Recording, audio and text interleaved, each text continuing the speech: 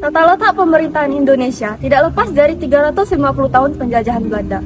Misalkan dari segi teknologi, Belanda telah memperkenalkan sistem irigasi.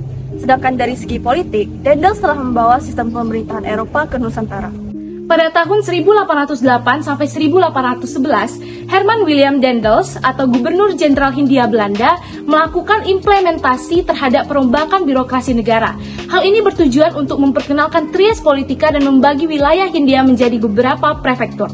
Nah, apa itu trias politika? Trias politika adalah ajaran yang dimana sistem kekuasaan dibagi menjadi tiga, yaitu eksekutif atau kepala negara, legislatif yaitu pencipta undang-undang, dan yudikatif adalah pengawas undang-undang. Pembagian Indonesia pada masa kolonial ke dalam beberapa prefektur merupakan aplikasi dari konsep eksekutif trias politika. Nah, misalnya Pulau Jawa yang dibagi menjadi 9 pulau besar atau keresiden yang dipimpin oleh seorang residen. Dari segi legislatif terdapat suatu bernama Volksraad, dari segi yudikatif adalah suatu majelis bernama Hugenhof yang berfungsi untuk mengawasi undang-undang dan menjadi seperti jasa hakim untuk mengadili orang-orang yang terdakwa. Setelah kemerdekaan, di bawah pemerintahan Presiden Soekarno, Indonesia terbagi menjadi 8 provinsi. Yang kedaulatannya masih mirip dengan prefektur-prefektur pada masa Hindia Belanda.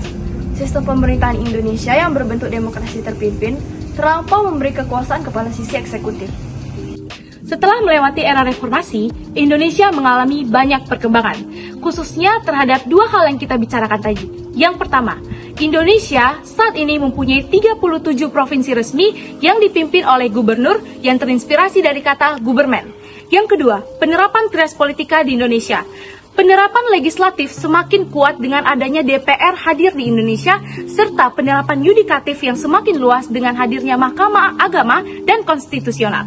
Pembagian daerah sentral yang dilakukan oleh Daendels menguntungkan, mempermudah dari segi administratif dan logistik, yang akhirnya berkembang menjadi otonomi daerah. Otonomi daerah tersebut memberikan wewenang kepada badan pemerintahan daerah untuk mengambil keputusan sesuai dengan sumber daya khusus di daerah tersebut.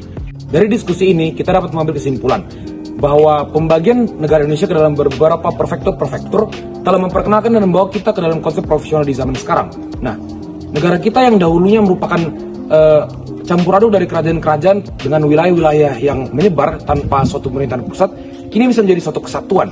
Namun dengan sistem otonomi daerah yang skalanya lebih kecil demi menghindari kekuasaan absolut di tangan suatu institusi, Uni Soviet.